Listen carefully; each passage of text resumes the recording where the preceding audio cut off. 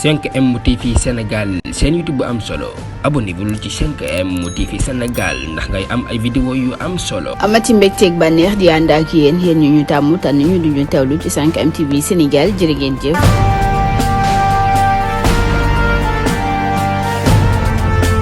mbokk yi siifur 5M TV Sénégal dal leen ak jàmm ci xibaar ka nga xam ne rek moo di Ousmane Sonko jiital Pastef dem foofee ca Daaru Moxti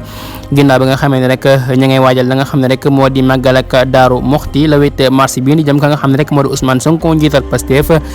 dem foofee rek ngir siyaar ak nemeeku ñi nga xam ne ñoo di kilifa yi Ousmane Sonko mi nga xam ne rek jamono ji Sénégal yu bëri dañu ko daal di bëgg fu mu dem rek ñu koy tertu fu mu dem rek Sénégal yu bëri daal di génn di ko tertu moom Ousmane Sonko njiital Pastef nekk demoon foofee ca Daaru Muxti ngir siyaar ak nemmeeku ña nga xam ne ñoo di kilifa yi fa daal di nekk fu mu dem rek ñu koy tertu bu rafet lool ba fa nga xam ne sax moo di ca Daaru Muxti ñu ngi ko doon tertu bu rafet lool ginnaaw bi nga xam ne rek dem na fa nemmeeku ak siyaar ña nga xam ne rek ñoo di kilifa yi ginnaaw bi nga xamee ne ña ngay waajal la nga xam ne rek moo di màggal ak Daaru Muxti le 8 mars bi ni jëm Ousmane Sonko nag ñu ngi nemmeeku ay teewaayam ci kër kilifa diine yi saa bu nekk dañuy gis mi def ay sorte yoo xam ne rek day dem di nemmeeku ak siyaar ña nga xam ne rek ñoo di kilifa diine yi demoon foofee ca Daaru Muxti ngir siyaar ak nemmeeku ña nga xam ne ñoo di kilifa yi ginnaaw ba nga xam ne rek ña ngay waajal la nga xam ne moo di màggal ak Daaru Muxti